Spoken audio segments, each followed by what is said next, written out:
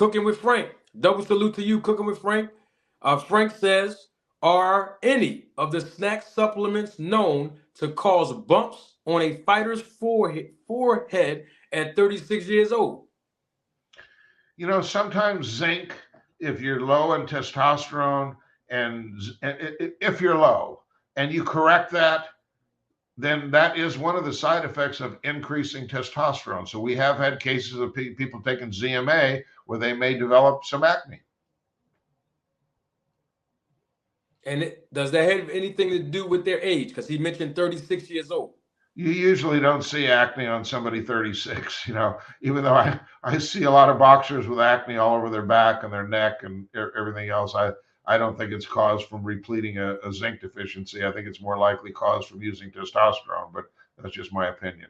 Ladies and gentlemen, members of the jury, members of the Roll the Tape film crew. I mean, listen, Victor Conti gave a great answer. I mean, he did.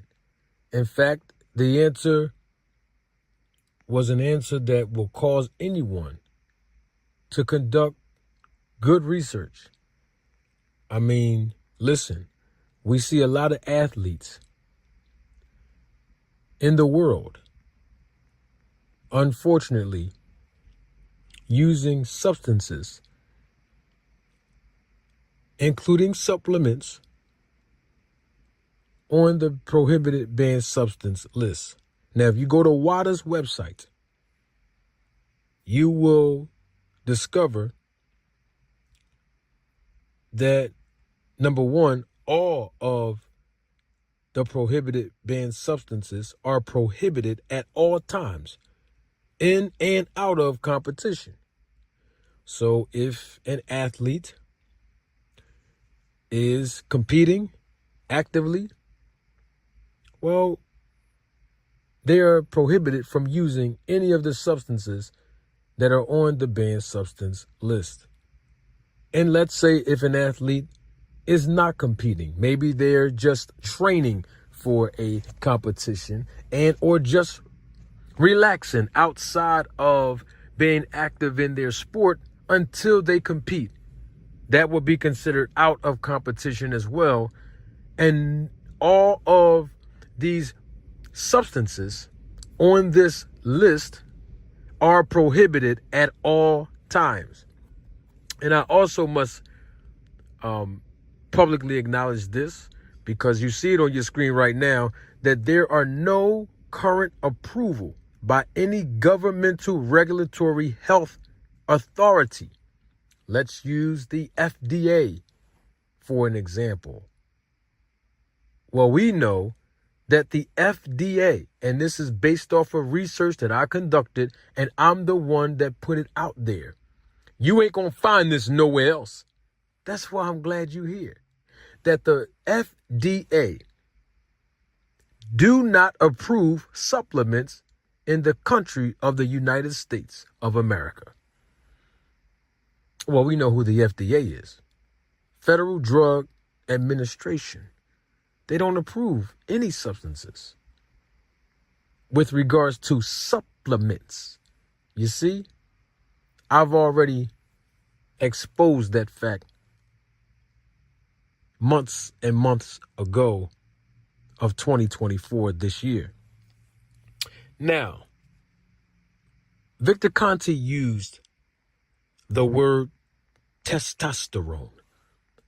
And if you look at your screen, you will see that testosterone is also on the prohibited banned substance list on WADA's website, the World Anti-Doping Agency, that is. And testosterone promotes bone and muscle mass, and it also enhances performance. Now, we also can conclude that boosting testosterone levels is a common form of doping. That's a known fact in sports all over the world, and also including, but not limited to, the sport of boxing. Now, when we say the sport of boxing, I mean, some people might have forgot. But Lamont Peterson tested positive for testosterone. Y'all remember that? And see, some of y'all might have forgot, but I didn't. And the thing about it is this. I told y'all about a phone booth. I've been conducting research with regards to performance enhancement drugs and other illegal substances being used in the sport of boxing nearly 15 years ago. Y'all remember that? Y'all remember I told y'all that, right? Okay. So we remember that, some of us, when Lamont Peterson fought Amir Khan. And that was a great, great fight. When you get a chance, go back on YouTube and go back and watch that fight between Amir Khan and Lamont Peterson.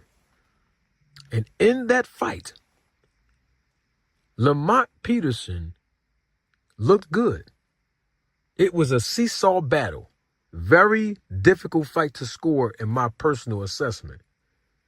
But because the fight was so close, it ended in a controversial decision. And you know what? Guess what? There was going to be a rematch. And some of y'all remember this. This is well over a decade ago. Some of y'all remember this. And the rematch was called to a halt because the test that was administered came back positive that Lamont Peterson tested positive for high levels of testosterone. Y'all remember that? Now, of course, even though he tested positive, there was a therapeutic use exemption that was associated with the investigation and associated with the fact that people was criticizing Lamont Peterson and accusing him of intentionally doping and using illegal substances in that fight against Amir Khan.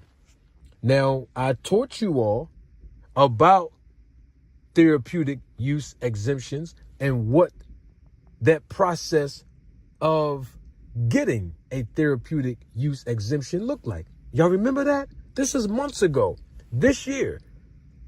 But the point that I'm making is the second fact that we have to address, since the super chat influenced me to ask the question to Victor Conti.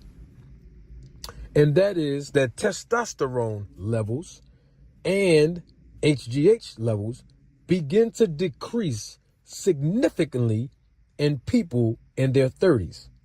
I mean, remember the question that I asked Victor Conti. And Victor Conti, you heard him, his words, not mine. He said that people in their 30s typically do not develop skin reactions such as acne, right? And I know that the line of questioning that was in that super chat had absolutely nothing to do with the fighter I'm about to bring up. I know where that question was influenced by and why. But when I went back recently to reevaluate the interview that I've conducted with Victor Conti, I noticed something again.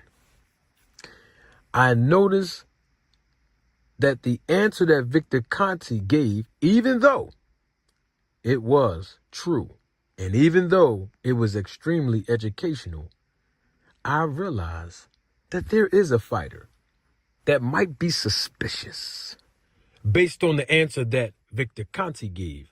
His words, not mine. That typically when people, like athletes, develop certain side effects, so to speak, like acne. It's not because of a zinc deficiency.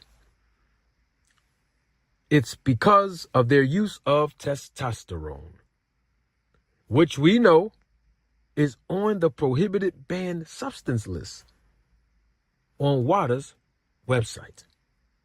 Testosterone is a performance enhancement drug.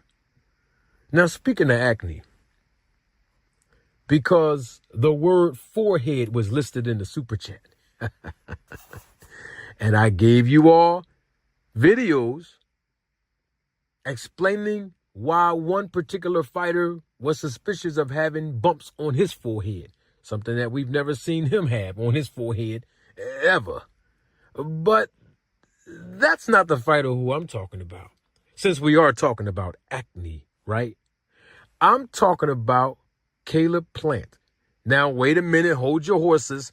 Don't get too excited, because I know Caleb Plant is known for running up on people and smacking them and punching up on them and causing physical violence, of course, through self-defense based on other people coming at him or being disrespectful towards him. I get that. I don't know where that aggression comes from. Nor do I know where the bumps on his back come from. I'm not accusing Caleb Plant of ingesting or being injected with performance enhancement drugs or any prohibited banned substances. But I have to admit, it's suspicious for Caleb Plant, a man in his 30s, to have bumps all on his back. And he's rolling with Victor Conte with the snack program. I'm just saying, I mean, when Caleb Plant fought in his last fight, and I've already publicized this, but he fought in his last fight, and the first thing I noticed after the fight was over was his back, because his back was toward the camera. And I said, why are them bumps on his back like that? And you know what I did? I took pictures. I took pictures instantly, because I was watching the fight with some friends of mine, and I took pictures of the TV screen, and I saw that. And the reason why it triggered me to take pictures is because I recall a time years and years ago where people were asking questions based on their suspicions of Manny Pacquiao having the acne or bumps on his back. I'm not a medical professional, like I told you before, so I don't want to diagnose it and say acne, but I'm just saying it just looks, bumps on your back like that. It just looks suspicious. And people were suspicious of Manny Pacquiao with the bumps on his back. And all I'm saying simply is that I remember seeing several other fights that Caleb Plant fought, and I don't recall seeing those bumps on his back.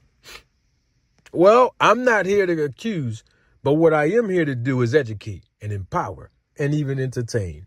And I hope you learn something, because Victor Conte said these words. He's the expert. Okay? So don't get mad at me. Victor Conte is the founder of Snack. He's an expert. I mean, hey, he has close ties to an anti-doping testing agency known as VADA. So he knows about the testing protocols. And guess what else Victor Conte knows?